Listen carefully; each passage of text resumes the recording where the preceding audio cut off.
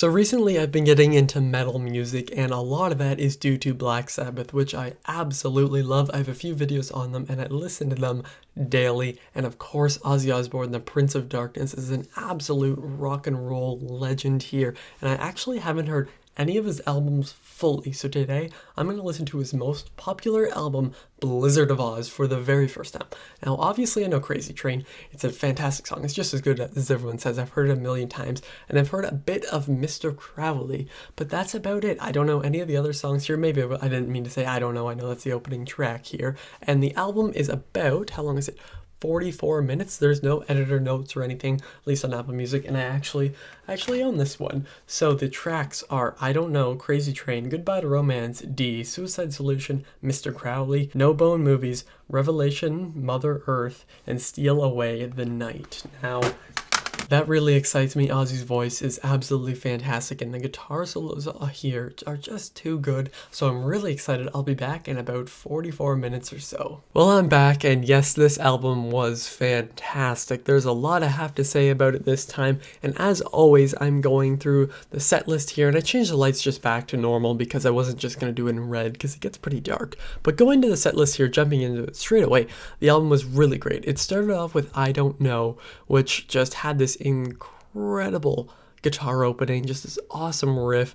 I really loved it. The lyrics are great, and then it goes into Crazy Train, and I mean, it's Crazy Train. It's one that everyone knows. You play the all aboard, ha ha ha, and the way it goes across everything from the sound mixing, just, I mean, one of the greatest guitar solos, I think, probably of all time. I think the name is Randy Rhoads. Pretty sure that's who it was. His guitar solos, not even just on this song, but the whole album are fantastic. And then Goodbye to Romance might be lyrically my favorite one of this album. There's a bunch. Like lyrically, there's so much in this album. Goodbye to Romance, easily the best one. I actually probably couldn't even pick a favorite here. Like, I have some that I like more than others. And then there's D, and, you know, this song was like 50 seconds long. It wasn't really like an official song. It was like a quick instrumental break.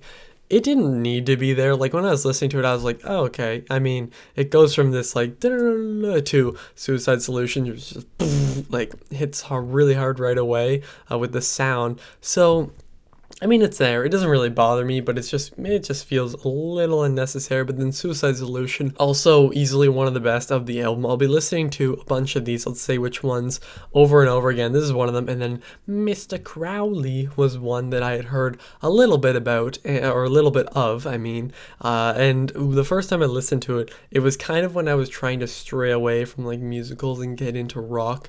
And I heard the start of Mr. Crowley. And if you have been a fan of my channel for a while, you know that I love Phantom of the Opera. So when I first heard it, I was like, oh no, like it's like a little like a thing from the past, blast from the past basically. But Mr. Crowley might be my favorite. I don't know. I can't say my favorite, but it's up there, probably in the top 3. No Bone Movies was also, again, like top 5. Lyrically great here and really catchy. It really gets stuck in your head. Revelation, Mother Earth, or Revelation, whatever you want to call it, was really good, except it just went on for too long at the end where there's just no singing. And not to say the instruments weren't super impressive, because they were, but it just kind of kept going and going, and I was like, okay, just go to the next song. Although Steal Away the Night was very good, and it kind of put it really back on track too, because if you look at a bunch of these, like, you know, No Bone Movies, they're kind of shorter tracks. Now, I mean, up here they're longer, but they feel warranted. And then Steal Away the Night was great, and You Looking at Me, Looking at You was a great album closer. This is a really good album. For a rating, I'd give it a 4 out of 5.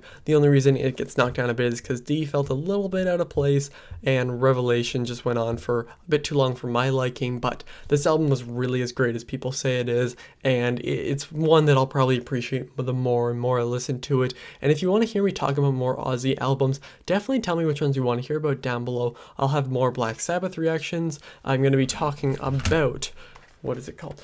No More Tears next week. I'm going to be doing a video just like this, so make sure to come back for that. It's going to be fun. I mean, Ozzy's vocals here, that is the standard. It's Ozzy's vocals and Randy Rhoads on the guitar. I'm pretty sure it's him. Those are just the two standouts when it comes to Ozzy's solo career, or at least this album, because I'm pretty sure Randy Rhoads died very shortly after this album came out, which was just really sad. But just Ozzy, absolute rock and roll legend. But what are your favorite Ozzy Osbourne songs? What are your favorite from this album? For me, the ones I'll be listening to over and over again are, I don't know, Crazy Train, Goodbye to Romance, Suicide Solution, Mr. Crowley, and No Bone Movies, although I did enjoy basically all the tracks. And thank you all for watching. I'll see you guys next time.